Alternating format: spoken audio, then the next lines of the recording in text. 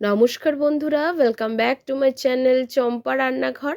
আজ আমি আপনাদের সঙ্গে শেয়ার করব একটা দুর্দান্ত স্বাদের ইউনিক নতুন ধরনের মাছের রেসিপি।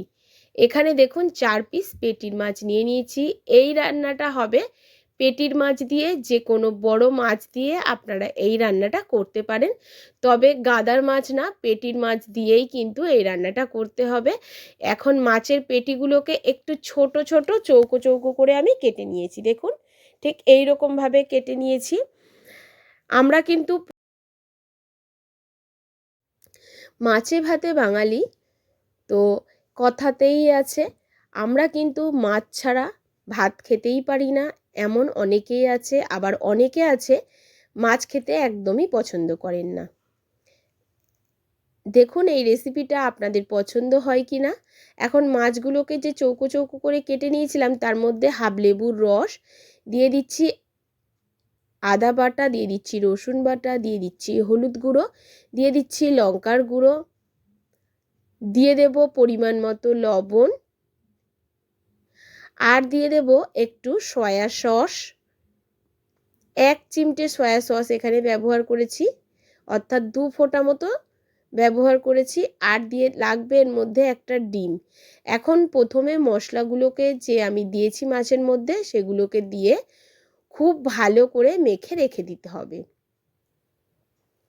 প্লিজ বন্ধুরা, প্রথম থেকে শেষ পর্যন্ত ভিডিওটি দেখবেন। আজকের মাছের রেসিপি এমনই তৈরি করে দেখাবো, আপনার মুখের স্বাদকে চেঞ্জ করবে এই মাছের রেসিপিটি। এখন দেখুন, যে ডিমটা ফাটিয়ে নিয়েছিলাম সেটাকে খুব ভালো করে ফেটে নিচ্ছি। নেওয়ার পরে এই ডিমের গোলাটাকে আমি মাছের মধ্যে দিয়ে দেবো। ডিমের গোলাটাকে দিয়ে মাছটাকে আবারও একটু খুব ভালো করে মেখে নিচ্ছি। এখন এর মধ্যে দিয়ে দেবো 1 চামচ কর্নফ্লোর। আর রেস্টে রাখার কোনো প্রয়োজন নেই, এখন রান্নাটা করতে শুরু করে দেবো। কর্নফ্লোরটা দিয়ে খুব ভালো করে মাছগুলোকে মেখে নেব। এই কর্নফ্লোরটা দেওয়ার কারণে মাছ ভাজার গায়ের উপরে একটা হালকা কোট হবে।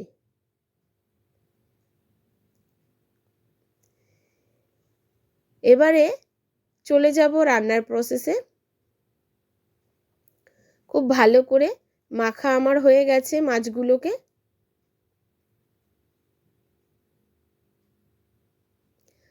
কড়ার মধ্যে দিয়ে দিয়েছি সর্ষের তেল। তেলের মধ্যে একটা একটা মাছ আমি এরকমভাবে চামচ দিয়ে ছেড়ে দেব। আপনারা চাইলে হাত দিয়ে দিতে পারেন, তবে বন্ধুরা এখানে ডিম আছে বলে তেলের মধ্যে একটু ফেনা হবে, এতে ভয় পাওয়ার কোনো কারণ নেই। কিন্তু মাছগুলো বেশ মচমচে হয়ে ভাজা হবে। আর একদম মিডিয়াম ফ্লেমে দিয়ে এগুলোকে উল্টে পাল্টে লালচে করে ভাজতে হবে। দেখুন যেভাবে আমি ভাজছি। আমার এই ছোট্ট চ্যানেলে বন্ধুরা আপনাদের সাপোর্ট আর সাহায্যের খুবই প্রয়োজন। প্লিজ পাশে থাকবেন আর সাপোর্ট করবেন। যে কোনো বাড়িতে ছোটোখাটো অনুষ্ঠানে আপনারা এইভাবে মাছটা একবার রান্না করে দেখতে পারেন। রান্না হওয়ার সাথে সাথেই কিন্তু এই মাছের রেসিপিটি একেবারে উঠে যাবে। দেখুন, বাচ্চা থেকে বড় সবাই কিন্তু এটা হওয়ার সাথে সাথে খাওয়ার বায়না করবে। প্রথম ব্যাচের মাছগুলোকে ভেজে নেওয়া হয়ে গেছে। এখন যে কটা মাছ আছে সে কটাও আমি তেলের মধ্যে দিয়ে দিলাম, দিয়ে এগুলোকেও উল্টে পাল্টে লালচে করে ভেজে নেব। আর এখন দেখুন সমস্ত মাছগুলো ভাজা আমার হয়ে গেছে, কড়া থেকে তুলে নেব। আর তেলের মধ্যে দেখুন খুবই ফেনা আছে। এখন যে তেল আছে তার মধ্যে দিয়ে দেব কিছুটা পেঁয়াজ কুচি। এখানে কোনো রকম ফোড়ন আমি দেব না। পেঁয়াজ কুচিটাকে হালকা নাড়াচাড়া করে হালকা লালচেভাবে ভেজে নেব।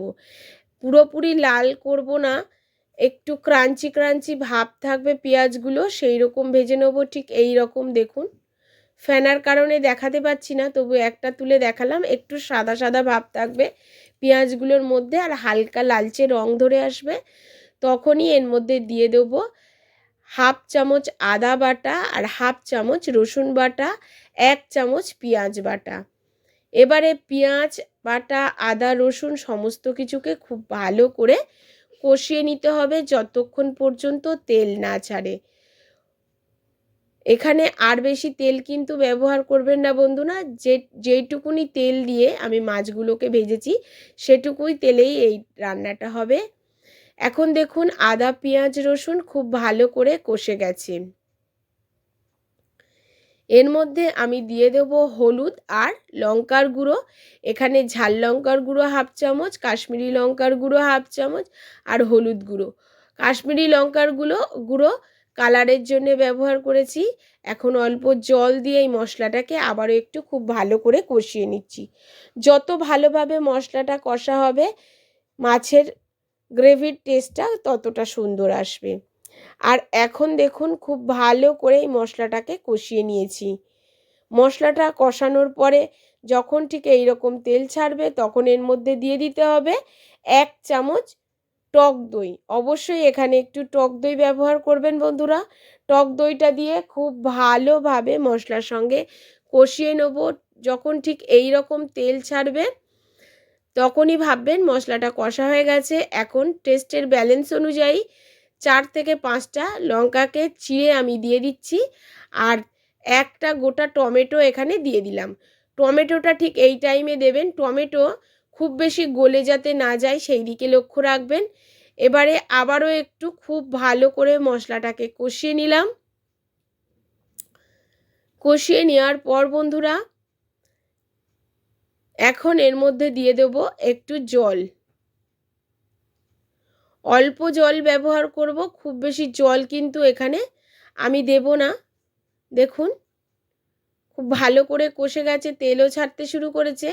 দইয়ের বাটিটাতে হাফ বাটি আমি জল দিয়ে দিলাম। দইয়ের বাটিটা কিন্তু খুবই ছোট, সেই বাটির হাফ বাটি জল দিলাম। দিয়ে খুব ভালো করে মশলাটাকে নাড়াচাড়া করে এখন মশলাটাকে খুব ভালো করে ফুটতে দেবো। ফোটার সাথে সাথে মশলাগুলোও সেদ্ধ হয়ে যাবে আর কত সুন্দর কালার হয়েছে দেখতেই পাচ্ছেন। এখন দিয়ে দিচ্ছি পরিমাণ মতো একটু লবণ। এখন কিছুক্ষণ এই গ্রেভিটাকে আমি ফুটতে দেবো। 2 থেকে 3 মিনিট পর ফিরে আসবো। দেখুন বন্ধুরা গ্রেভির কালারটা কতটা সুন্দর হয়েছে আর ওপর থেকে তেল ভাসতে শুরু করেছে। ঠিক এই টাইমে ভেজে রাখা মাছগুলোকে এর মধ্যে দিয়ে দেবো। আর এই রান্নাটা একদম গ্রেভি থাকবে না, একদম শুকনো শুকনো রান্না হবে। তবেই কিন্তু এই রান্নার স্বাদ আপনাদের বেশি ভালো লাগবে। খুব ভালো করে মশলার সাথে মাছটাকে একটু নাড়াচাড়া করে নিচ্ছি। নাড়াচাড়া করে নেওয়ার পর বন্ধুরা এটাকে 2 থেকে 3 মিনিট লো ফ্লেমে আমি একটু ফুটতে দেবো। এতে মাছগুলোও সেদ্ধ হয়ে যাবে। নামানোর ঠিক আগে এর মধ্যে দিয়ে দেব একটু গরম মশলার গুঁড়ো। গরম মশলার গুঁড়োটা দিয়ে খুব ভালো করে একটু মিশিয়ে দিচ্ছি। এবারে মেশানোর পরে উপর দিয়ে দেবো কিছুটা ধনিয়া পাতা কুচি। কি বন্ধুরা এইভাবে কোনোদিন রুই মাছ রান্না করে খেয়েছেন? যদি না খেয়ে থাকেন অবশ্যই আমার রেসিপি দেখে একবার অন্তত এইভাবে রুই মাছের রেসিপিটি রান্না করে খেয়ে দেখবেন। আর দেখুন বেশ তেল ছাড়তে শুরু করেছে, কালারটাও বেশ সুন্দর হয়ে গেছে। আশা করি বুঝতে পারছেন।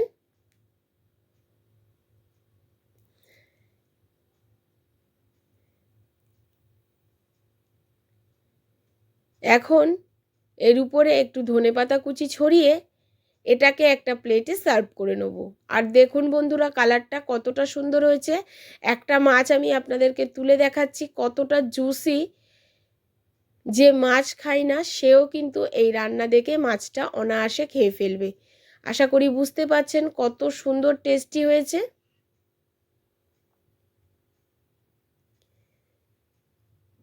আমার আজকের রেসিপি আপনাদের কেমন লাগলো বন্ধুরা অবশ্যই কমেন্ট করে জানাবেন। আজ এই পর্যন্ত বন্ধুরা, আবারও দেখা হবে অন্য কোনো নতুন রেসিপির সঙ্গে।